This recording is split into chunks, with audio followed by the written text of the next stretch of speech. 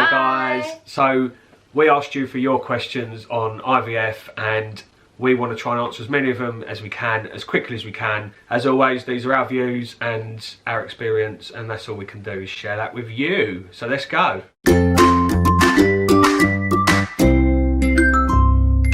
On Instagram, I put on my stories a question box saying please, like this, please ask us any questions in relation to our IVF journey and we will share our responses with you. So we have collected the top 10 ones, so basically the ones that have been asked the most questions, and we're going to answer them as quick as possible just to give you really straight answers rather than our life story. Any other questions, feel free to drop in our DMs and we'll help you out there. Yeah, and thank you to everyone who sent questions. We had 326, but we just had to choose 10. Yeah, so we've had to go through it and just choose the one that's been basically asked the most. So the first question is, do you think it's something the girl should know, or is it not important to bring it up? I think when we were younger, I remember at school someone was a test tube baby. Yeah, gosh. And it was like a big thing. So we're not going to hide it. We're not ashamed of it. They're too early to even know what we're talking about at the moment, but when they're older, I've got no problem with telling them about it because I don't think it's anything that we or they should be ashamed of. We're cool with it. I'm not going to rush to tell them as soon as possible, but one day when they ask, when they know what it is, we'll tell them all about it. And right, next question. Would you go through IVF again if you wanted another? Yeah, absolutely. We were very, very lucky that our experience was positive. It was quite quick from diagnosis of a problem to Charlotte being pregnant. We managed to kind of make it happen quickly. It was quite a difficult process, but in terms of compared to other people, I think it wasn't. And I would have absolutely no problem with doing it all again. Ultimately, the end aim was to have a baby. So a baby. So ultimately, you'd go through anything. Well, we were willing to do anything it would take to have a baby. So yes, of course, we'd go through IVF again if we would choose to have any more. How long was you trying before you got pregnant the first time? So for those who may be new to our channels, we have 5 children. First son is 8, or nearly 8 actually, 8 in August, Henry. We have triplet girls who have just turned 4, and we have a little boy who's 19 months called Jimmy. Triplet girls, Annabella, Florence and Lottie. So the first time we got pregnant with Henry, we naturally fell pregnant with him. So I would say it took about 2.5 years for us to do anything about it. We then went to the doctors and then started the process of, right, we're going to send you for some tests. But it was like November time and they said, look, let's just wait until after Christmas because nothing's going to happen now. We'll start it all up in January, and then at the end of that month is when I fell pregnant. Boom. Which was a shock, but yeah, a lovely surprise. Yeah. So 2.5 years, roughly. Did you want triplets? It has been the most incredible, beautiful experience, and it's just changed our lives in so many great ways. But I didn't even entertain the thought of whether I did or didn't want triplets because it just wasn't a thing. No. Like, I didn't know any, don't know anyone that's had any. They're the sort of things you see in a film, you know, or in the newspaper. Like, it's just so random and rare, and I know it's getting more common because more people are having IVF. It just wasn't something that we discussed. Because we put more than one egg in, we knew there was a chance we might have twins, and we were cool with that. There wasn't a choice of it. It's not like we chose to have triplets, but No. the triplets chose us. Yeah. And we are over the moon, and we would never have changed that. We had choices throughout the pregnancy to reduce the numbers, and we always said no. Because no matter what, they were our babies, whether there was 1 or 10. Yeah. So yeah. How can I support my best friend through the process? They have just started their journey. For me, it was just the simple remembering like dates, like remembering you're going to have your collection, or whether you were having them where you had to wait every day, every time the egg was every time, like how many eggs. So when we had the eggs removed, every single day you had to call and find out how many eggs. There was 12 originally, then it went down to 10, and they just die off over the days. And then when they then get to be put back in, you're down at so it's little days like that, like dates for me that are quite important, that remembering when I was going to doctors, remembering when I was having a procedure done, just knowing that you've got that support of a person, just checking in. And it doesn't always have to be like, hi, how are you?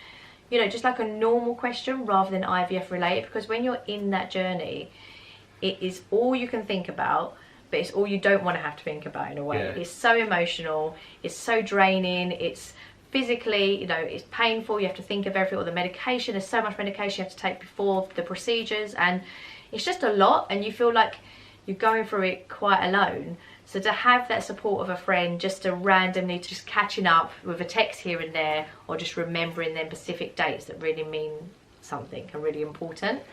At what stage would you think to go to the doctors to ask for help? The next time round when it was with the girls, I think we only waited 2 years, didn't we?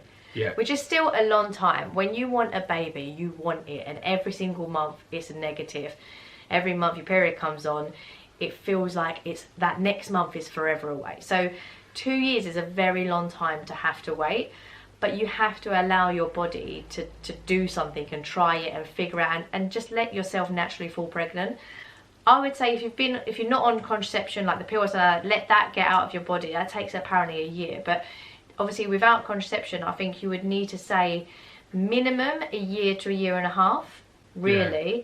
But I also think it depends on your age, if you're against the clock, if you've previously had children, if it's your first. I think there's lots of different routes, but I would say at least give yourself a year to a year and a half to allow your body to figure it out. You know, if you feel that you've given it that chance, yeah, then talk to your doctor, and they might say come back in 6 months. Yeah. They might say we'll get you an appointment at such and such. That, you know, they'll know. They'll know. I was going to say, everyone's different depending on age and lifestyle, so I suppose you just, in your heart, depends. Go and ask that question. Your doctor may send you away for 6 months to plot your periods and come back and talk about it again. But right, next one. How old were you and Alex when you started to try for Henry? P.S. Love you guys. Oh, thank you. Thanks. You turned 30. I turned 30 because you were pregnant with Henry at my 30th birthday party. So we probably tried when I was about 28 and you were about 26. We started trying, roughly. Yeah. I remember getting Reggie, the dog, because we were so desperate to have a child that we got a dog because it still was almost like a little baby. And then now we've got 5, and it's almost still the dog. ridiculous that we even had issues. But I know, it's crazy. But yeah. Especially as after this IVF process, a couple of years, well, it was 2.5 years. The girls, the triplets, were 2.5 years of age, and we naturally fell pregnant with our 5th child, Jimmy. So, which is quite the miracle, to be honest. Yeah. But we'll go on to that in a second, actually. So, what test did you do to determine IVF, and what was the route for you?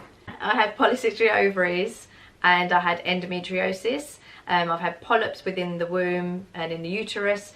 So ultimately, like them type of things, you instantly assume. Oh, my periods as well were really rubbish. They were like 45-day cycles. So we assumed that it was we might have a problem. Yeah. And when we did go and speak to a private clinic, ended up being me.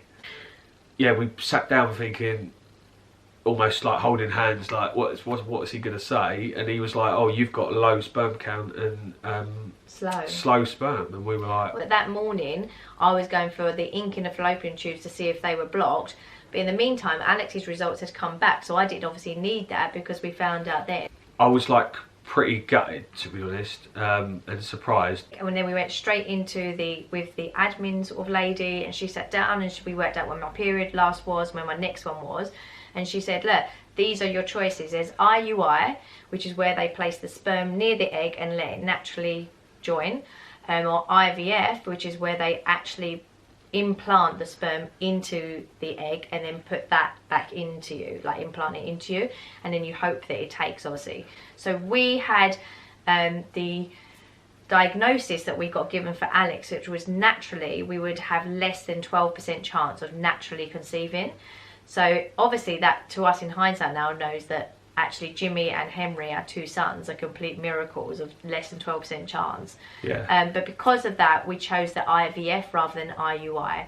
So IVF route, which was take the eggs out, get Alex's sperm, put them together, let it form basically, and then they implant back into you, and hope that they take within the lining of your womb. So that's what we did for us, didn't we? Yeah. Right, next question is, how many rounds of IVF did you have, and how long did it take for you to get pregnant? So we were really lucky. We only had to have 1 round of IVF. It was our first ever round. So what happens is once the embryos are put back in, you have a 2-week wait. You then take a pregnancy test, and obviously then it will tell you whether you're pregnant or not. If you are pregnant, you then go for a scan. We kind of said, oh, let's just put the 1 in, you know, hopefully it'll work. And then on the morning of the egg implantation, on the morning of that, we kind of sat there and was like, oh, like we've gone through all of this stress and emotion and mental and physical, like, you know, like pressure. And, you know, we spent a lot of money, and we probably, you know, it's hard to afford it. And we were just like, what do we do? And then we kind of sat there and we're like, maybe we should put 2 in, because actually 1, you're given 1 tiny little embryo a chance. And if that 1 embryo does not take, you've got to wait a while and then go through this whole entire process again. We chose to say, right, let's put 2 in, because we would rather have twins than no baby at all. And just double our chances of 1 taking. 2, we might get 1 out of it if we're lucky. I think we would genuinely. Yeah, I think we tried to be really positive, but I think ultimately we were like, oh, if 1 takes, that'd be amazing. You know, I doubt 2 will, but if 2 does, we'll be happy with that, because we get twins and bonus.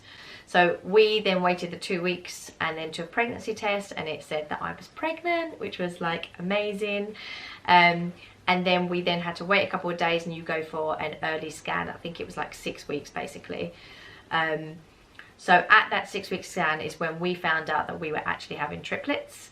So within the 2 eggs, both of them had taken and both implanted, and 1 of the eggs had split into 2, creating identical twins basically. So, which is completely natural, absolutely nothing to do with IVF.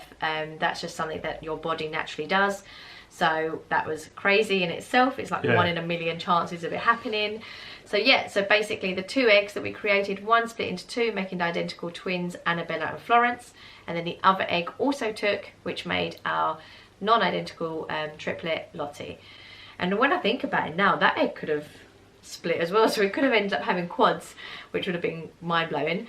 But yeah, so we were very lucky that not only did our first round, that we were able to, it worked for us at our very first go, that not only that, but we ended up walking away with 3 babies is a complete miracle to us, and we're very grateful for that, aren't we? Absolutely. Yeah, so yeah, that's that. So we have one last question. Oh, not a question, just thank you for raising awareness of IVF. Without it, I wouldn't have my gorgeous little girl. Oh, congratulations. Congratulations. Yeah, that's amazing. It's just overwhelming to hear everyone's stories. They're not always positive stories. Sometimes there's a journey that people have to go through, and we know how lucky we are. As Charlotte said earlier, if you know someone that's going through this, support them. Stay positive. Don't underestimate how difficult the whole process can be for some people. For some people it works first time. Some people get 3 out of it. Some people probably get 5 out of it. Some people have to do it 20 times before it works. It's just, and some people don't it doesn't work compare your story to someone else's. This is our story. Thanks for coming on it with us. Thanks for all your questions. As always, we're always there in DMs or questions underneath if you want to chat about it further. Hopefully we've given you a really good insight to our IVF journey, that we were lucky enough to have triplets at the end. So yeah, so keep faith and be positive. Yeah, and if you're watching this because you're about to go through it, thinking about going through it or going through it, good luck. Yeah.